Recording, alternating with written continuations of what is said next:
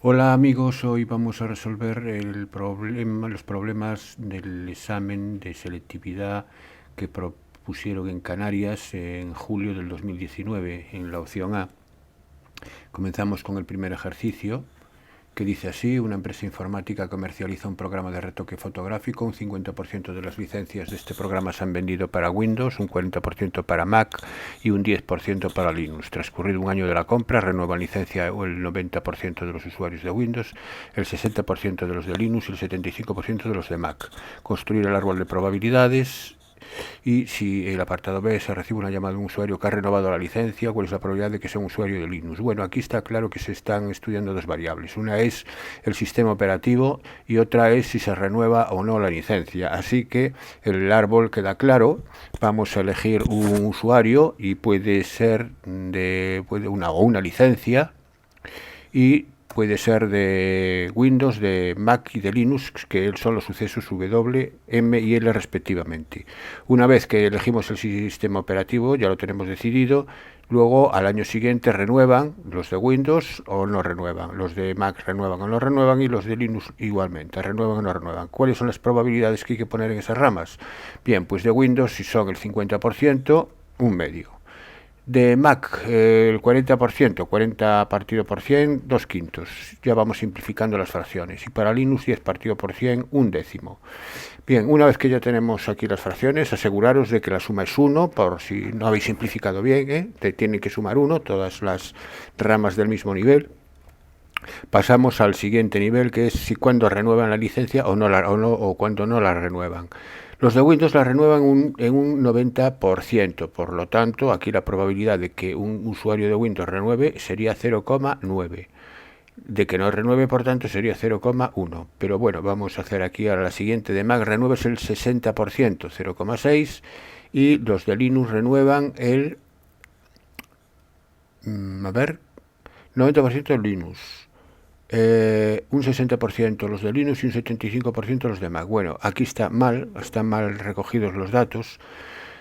Como no puedo hacer la rectificación sobre el vídeo, os sugiero que cambiéis o bien el enunciado y pongáis 75% los de Linux para ajustarse a la realización, o tened en cuenta que aquí están alterados.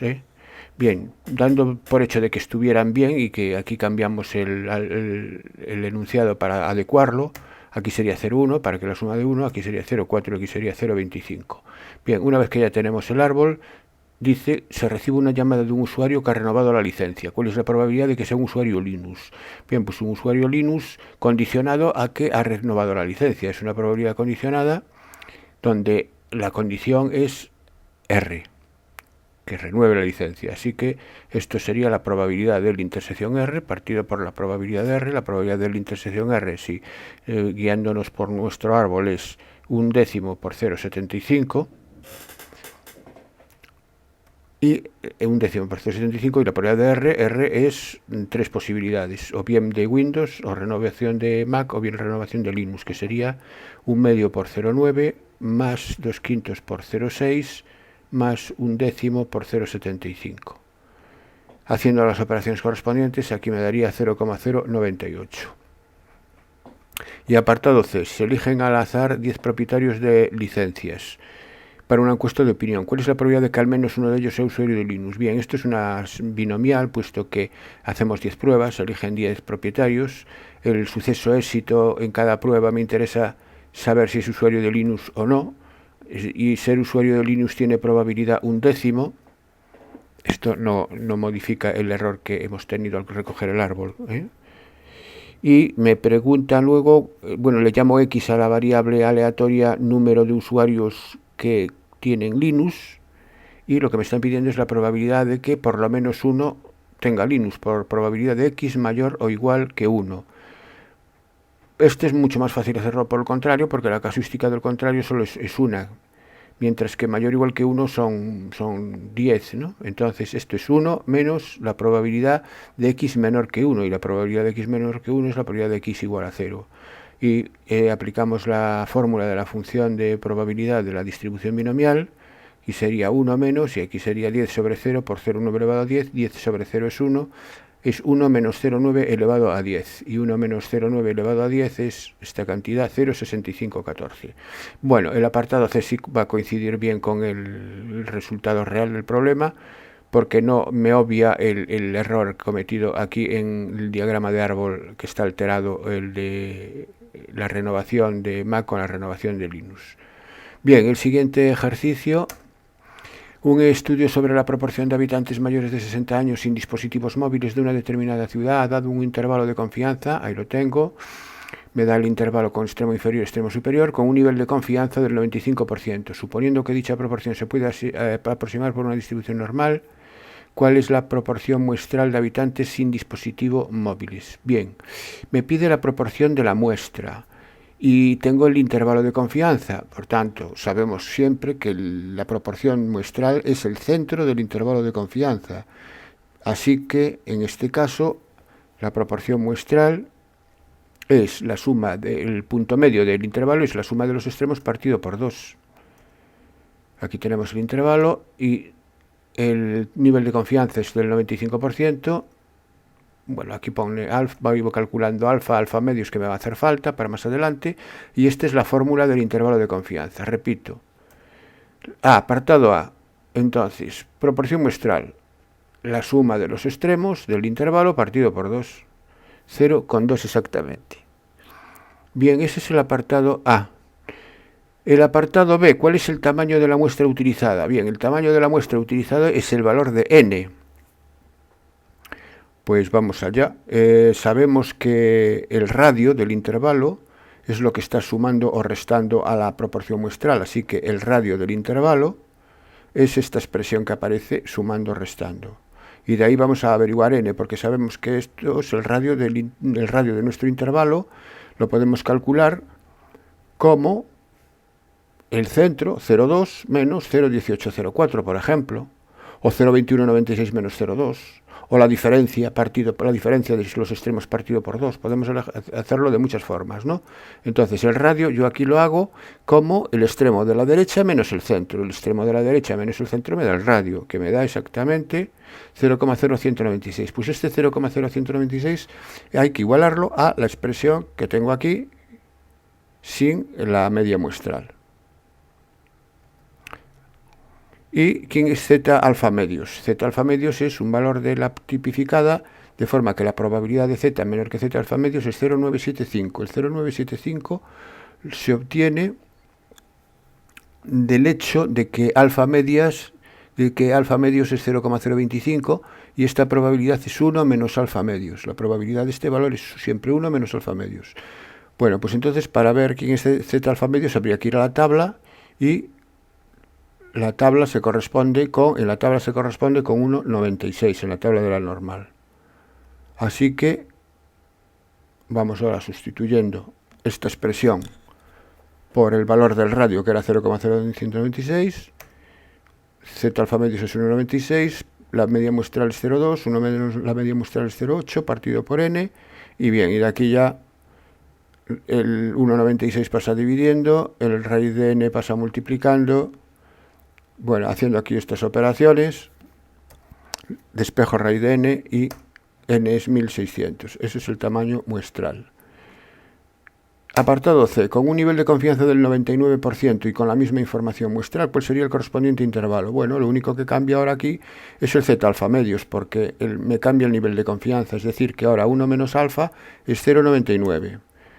Si 1 menos alfa es 0,99, alfa es 0,01, alfa partido por 2 es 0,005 y 1 menos alfa partido por 2 es 0,995, que es la probabilidad de z menor que z alfa medios. Voy a la tabla, busco donde tengo probabilidad acumulada 0,995 y se corresponde con el valor de z alfa medios 2,345. Así que el intervalo, siguiendo con los mismos datos muestrales que antes, sería 0,2, que es la media muestral, más menos 2,345, que es el valor de z alfa medios, raíz cuadrada de 0,2 por 0,8, partido por 1600, porque me dice la información muestral anterior, ¿no? Y el n era 1600. Bien, pues nada, haciendo aquí operaciones, me queda el centro es 0,2, el radio es 0,0234 y el intervalo es 0,17, 0,22. Obsérvese aquí que este intervalo es más grande que el anterior.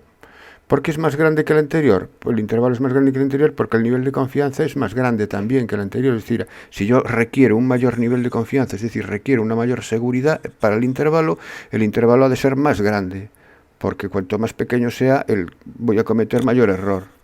Bien, el siguiente ejercicio me dice lo siguiente: el beneficio de un parque acuático depende principalmente de la estación del año. La función que representa el beneficio, expresado en millones de euros durante el último año, fraccionado en meses, es, y ahí me dan una función definida a trozos, donde x representa meses y f de x representa millones de euros.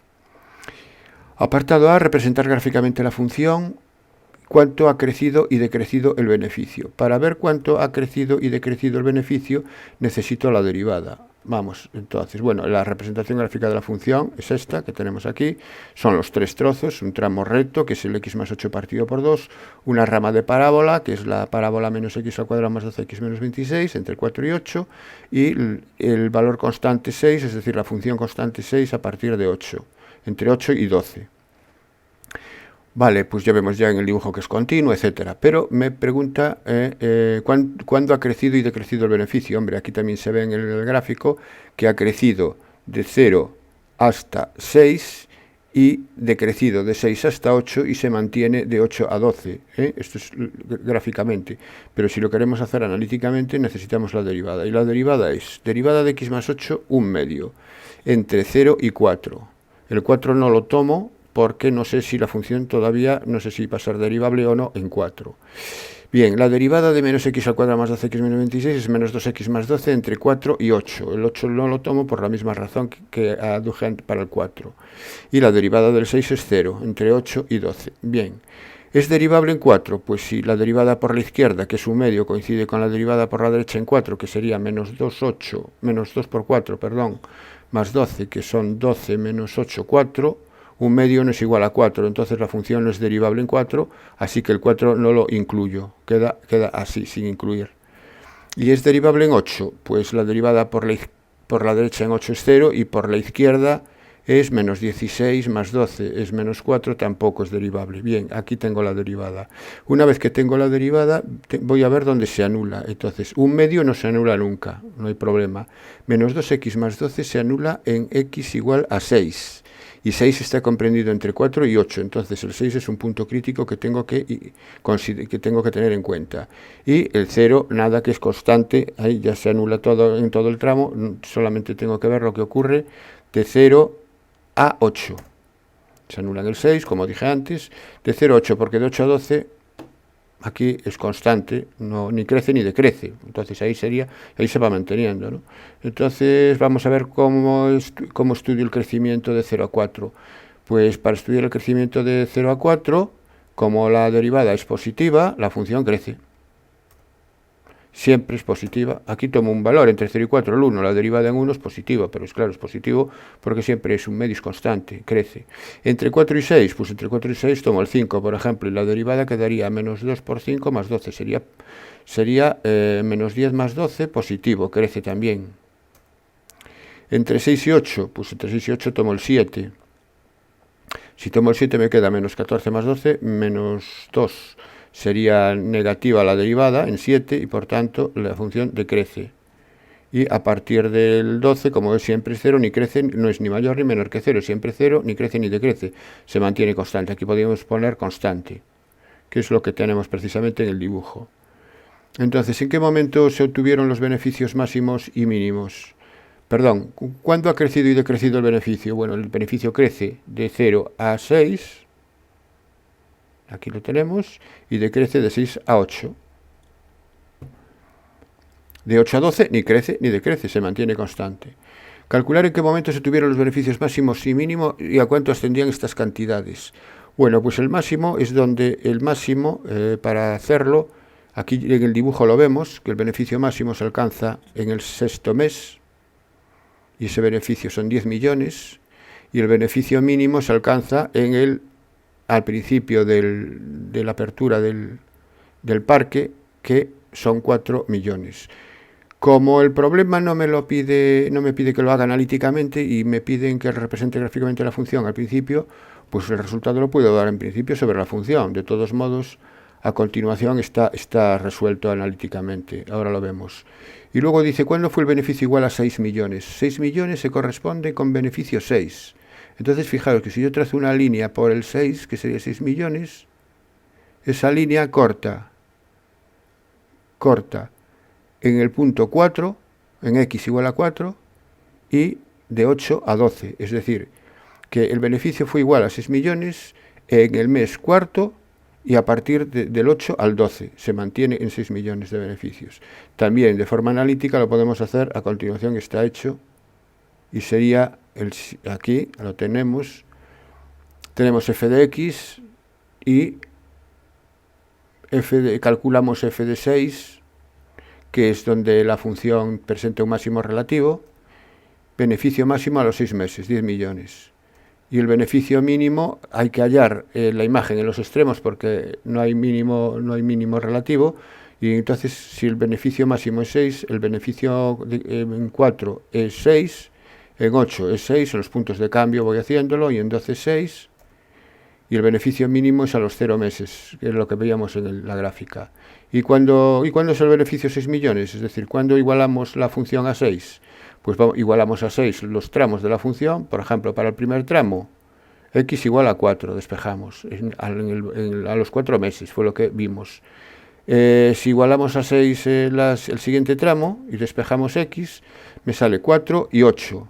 El 4 ya lo teníamos, y el 8, en el 8 también es otra solución.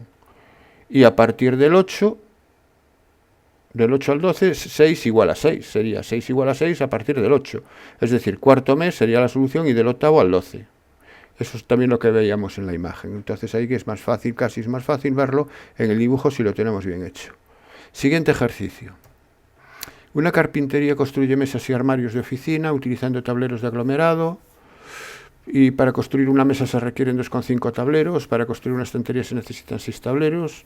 Bien, todo esto me va a generar un problema de programación lineal donde me van a pedir cuántas mesas y estanterías se deben fabricar. Es decir, que aquí ya tengo quién es X y quién es Y. X son mesas e Y son estanterías. A partir de aquí vamos a poner las restricciones. Me dice que para construir cada mesa requiero 2,5 tableros. Y para construir una estantería, 6 tableros. Y en total, ¿de cuántos tableros dispongo? A ver si lo veo por aquí. Para construir una estantería se necesitan 6 tableros. Para ensamblar las piezas, 10 tornillos para cada mesa y 60 tornillos en cada estantería. El almacén aquí lo tengo. El almacén dispone de 740 tableros. Es decir, que 2,5x más 6y tiene que ser menor o igual que 740. Es la primera. Ahora vamos con los tornillos. Para cada mesa se necesitan 10 tornillos y 60 para cada estantería. Pues 10x más 60y menor o igual que el número de tornillos que tengo en total, que son 6.200. Bueno, ya voy dibujando las líneas. Es decir, 2,5x más 6y igual a 740 sería esta línea verde que aparece aquí.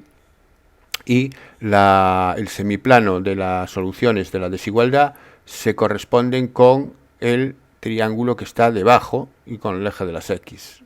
Es decir, por debajo, porque si tomo el 0, 0, que es un punto de ese semiplano, el 0, 0 verifica la desigualdad. 10x más 6y menor o igual que 6.200, aquí tengo el dibujo, y también por debajo. O sea, ahora queda un cuadrilátero. 1, 2, un supuesto punto que me alcanzaría acá a la derecha, que me cortaría el eje a la derecha, que se sale un poco del diagrama, y el 0, 0. Vamos a ver si hay más restricciones. A ver, tengo los tableros y los tornillos, y dice, por cada mesa se obtiene un beneficio de 80 euros y por cada estantería un beneficio de 120 euros y se tiene que satisfacer una demanda mínima de 50 mesas y 60 estanterías. Entonces, el número de mesas tiene que ser mayor o igual que 50 y el número de estanterías tiene que ser mayor o igual que 60. Vamos a hacer el primero, el x igual a 50, es una recta vertical. Aquí la tenemos y mayor o igual, es decir, a la derecha, hacia la derecha. Cogeríamos la zona que ya teníamos antes, la solapamos con la zona de la derecha de x mayor que 50, y mayor o igual que 60. Cogemos la recta y igual a 60, que es la recta que pasa por 60, y mayor o igual hacia arriba, son los valores hacia arriba. Entonces ya me queda la región factible, es 1, 2, 3, 4, es este cuadrilátero que tenemos aquí, que estoy marcando con el cursor. Y ahora lo voy a sombrear. Aparte que x e y tienen que ser mayores o iguales que 0, eso siempre. Y este sería la zona, la región llamada región factible, que es la que me limita en las restricciones.